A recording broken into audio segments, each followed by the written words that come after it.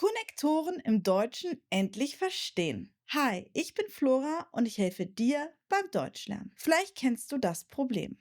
Du kannst schon viele deutsche Wörter. Du kannst einzelne Sätze bilden. Zum Beispiel, ich bin müde, ich gehe arbeiten, ich trinke Kaffee, ich lerne Deutsch. Das ist schon gut.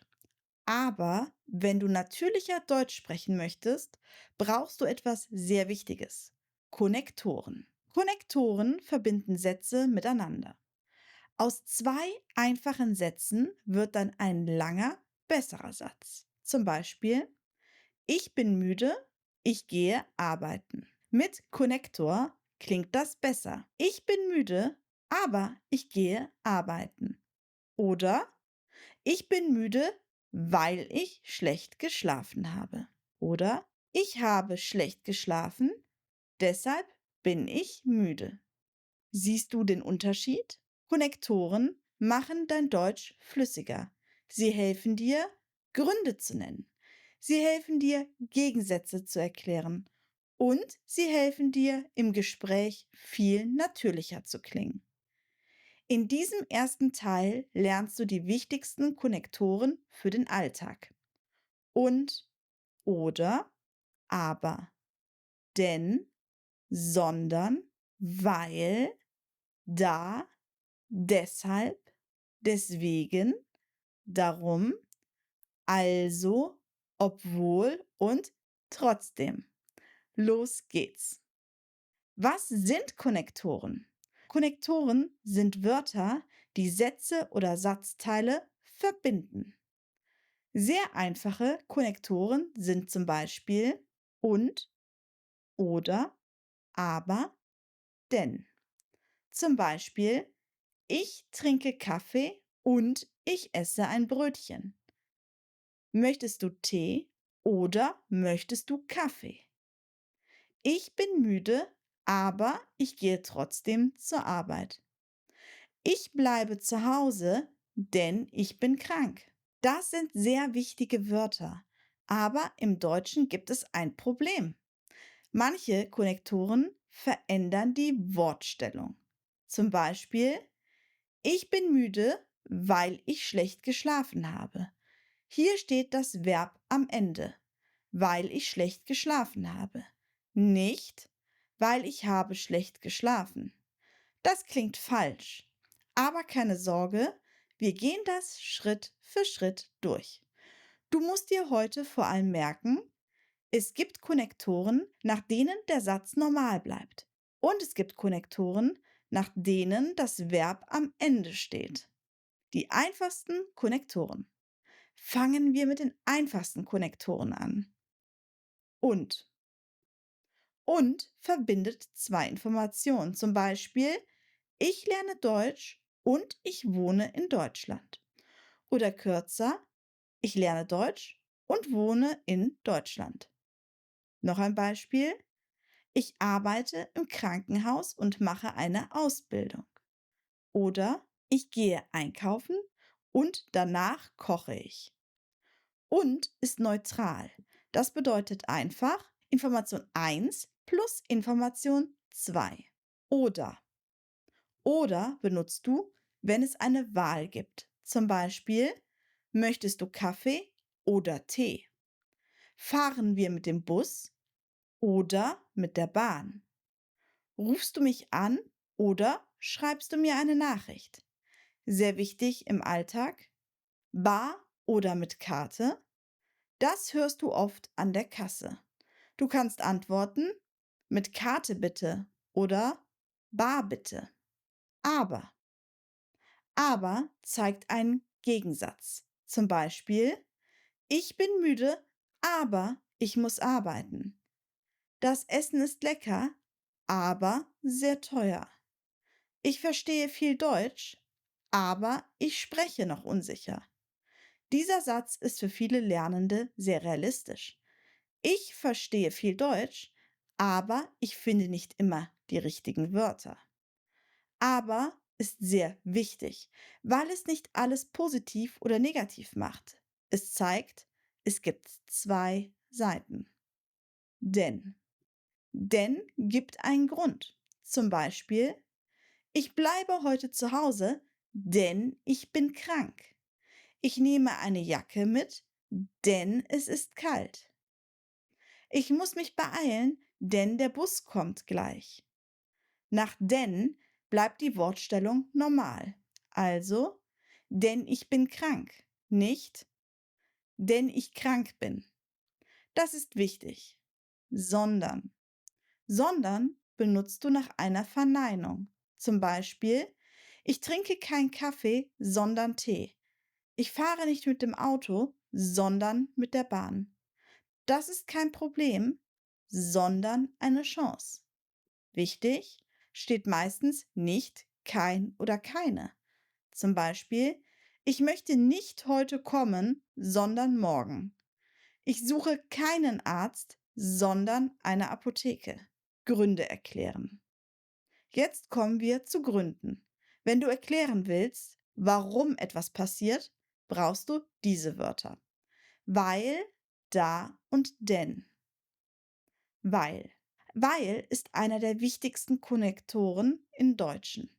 Beispiel: Ich bin müde, weil ich schlecht geschlafen habe. Achte auf die Wortstellung. Weil ich schlecht geschlafen habe. Das Verb steht am Ende. Noch mehr Beispiele. Ich lerne Deutsch, weil ich in Deutschland arbeiten möchte. Ich gehe früh ins Bett, weil ich morgen früh aufstehen muss. Ich nehme den Bus, weil mein Auto kaputt ist. Ich frage noch einmal nach, weil ich es nicht verstanden habe. Dieser Satz ist besonders wichtig. Können Sie das bitte wiederholen? Ich habe es nicht verstanden, weil Sie sehr schnell gesprochen haben. Das ist ein sehr nützlicher Satz im Alltag. Da. Da bedeutet oft ähnlich wie weil. Es klingt manchmal etwas formeller. Zum Beispiel, da ich krank bin, bleibe ich heute zu Hause. Oder ich bleibe heute zu Hause, da ich krank bin. Auch nach da steht das Verb am Ende. Da ich krank bin. Nicht da ich bin krank. Noch ein Beispiel. Da der Zug ausfällt, komme ich später. Das klingt etwas formeller als ich komme später, weil der Zug ausfällt.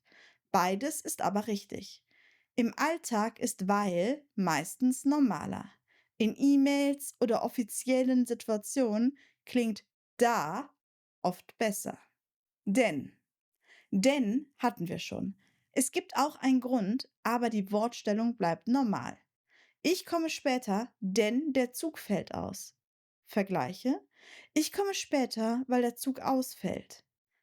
Bei weil Verb am Ende. Bei denn normaler Satz. Das ist ein wichtiger Unterschied. Bevor wir weitermachen, eine kurze Pause. Dieses Video wird heute von Holy unterstützt. Gerade bei Themen wie Stress, Lernen und mentale Anspannung ist es hilfreich, im Alltag Dinge zu haben, die unkompliziert sind und gut in einen vollen Tag passen.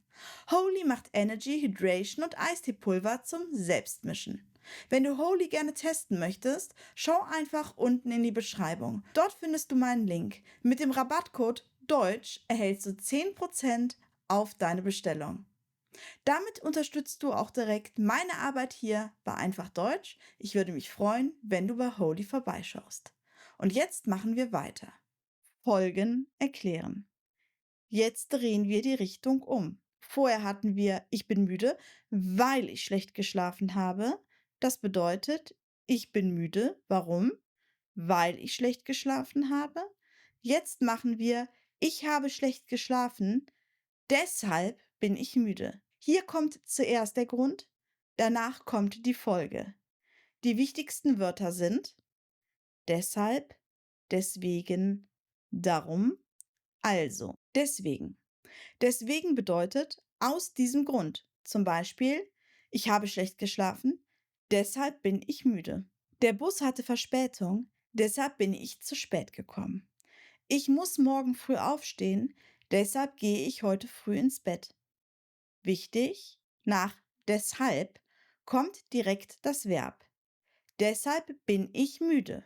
Deshalb gehe ich früher. Deshalb lerne ich Deutsch. Nicht deshalb ich bin müde. Das ist falsch. Deswegen. Deswegen funktioniert oft genauso wie deshalb. Ich habe Kopfschmerzen, deswegen nehme ich eine Tablette. Mein Handy ist leer, deswegen kann ich dich nicht anrufen. Ich habe morgen einen Termin, deswegen kann ich heute nicht so lang bleiben. Auch hier steht das Verb direkt nach dem Konnektor. Deswegen kann ich nicht kommen. Darum. Darum ist auch ähnlich. Es regnet, darum nehme ich einen Schirm mit. Ich habe Hunger, darum koche ich jetzt.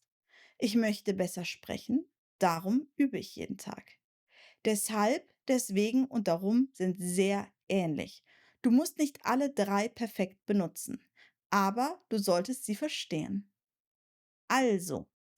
Also zeigt oft eine logische Folge oder eine Zusammenfassung. Zum Beispiel, es ist schon spät, also gehe ich jetzt. Du bist krank, also solltest du dich ausruhen. Wir haben kein Brot mehr, also müssen wir einkaufen. Im Alltag benutzt man also sehr oft, auch als Füllwort. Also, ich weiß nicht, aber hier geht es um die Bedeutung. Eine Sache passiert und daraus folgt etwas. Gegensätze. Jetzt kommen wir zu den Gegensätzen. Diese Konnektoren sind besonders wichtig für B1 und B2. Die wichtigsten sind aber, obwohl, trotzdem, dennoch, jedoch, allerdings. In Teil 1 schauen wir uns vor allem obwohl und trotzdem an, weil diese beiden sehr wichtig sind und oft verwechselt werden. Obwohl. Obwohl bedeutet, es gibt einen Gegensatz. Zum Beispiel, ich gehe arbeiten, obwohl ich müde bin. Das bedeutet, ich bin müde. Normalerweise würde ich vielleicht zu Hause bleiben, aber ich gehe trotzdem arbeiten. Nach obwohl steht das Verb am Ende. Obwohl ich müde bin. Noch mehr Beispiele. Ich lerne Deutsch, obwohl es manchmal schwer ist. Ich bin gekommen, obwohl ich wenig Zeit hatte. Sie spricht viel Deutsch, obwohl sie noch unsicher ist. Ich habe den Text verstanden, obwohl ich nicht jedes Wort kenne. Dieser Satz ist sehr wichtig für Deutschlernende. Ich kann ein Gespräch verstehen, obwohl ich nicht jedes Wort verstehe. Das ist eine gute Haltung beim Lernen. Trotzdem. Trotzdem ist ähnlich, aber die Struktur ist anders. Vergleiche. Obwohl ich müde bin, gehe ich arbeiten. Oder ich bin müde, trotzdem gehe ich arbeiten. Nach trotzdem kommt oft direkt das Verb. Trotzdem gehe ich arbeiten. Nicht trotzdem ich gehe arbeiten. Noch mehr Beispiele. Es regnet, trotzdem gehe ich spazieren. Ich habe Angst, trotzdem spreche ich Deutsch. Der Satz ist schwierig, trotzdem versuche ich es. Es ist ein sehr guter Lernsatz. Ich mache Fehler, trotzdem spreche ich weiter. Jetzt üben wir kurz. Ich sage zwei kurze Sätze. Dann verbinden wir sie mit einem Konnektor. Satz 1. Ich bin müde, ich gehe arbeiten. Mit aber. Ich bin müde, aber ich gehe arbeiten. Mit obwohl. Ich gehe arbeiten, obwohl ich müde bin. Mit trotzdem. Ich bin müde, trotzdem gehe ich arbeiten. Siehst du? Die Bedeutung ist ähnlich, aber die Struktur ist anders.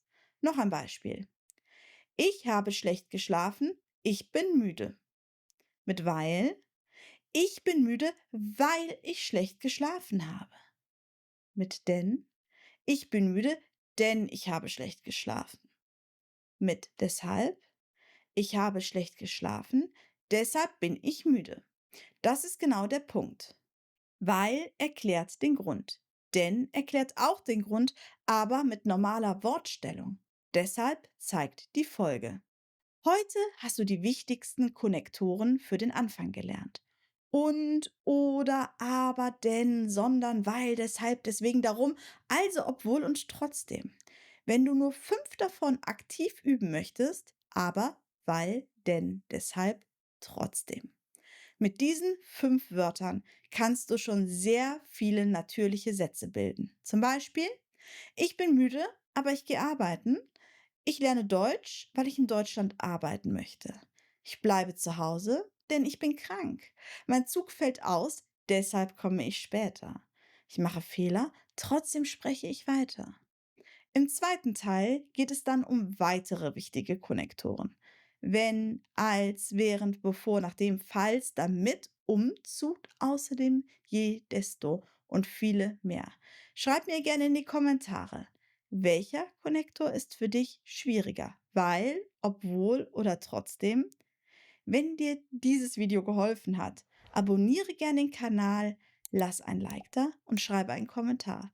Du darfst das Video auch sehr gerne hypen, damit noch mehr Menschen mit uns Deutsch lernen können. Ich freue mich, dass du heute mit mir Deutsch gelernt hast. Bis zum nächsten Mal. Auf Wiedersehen.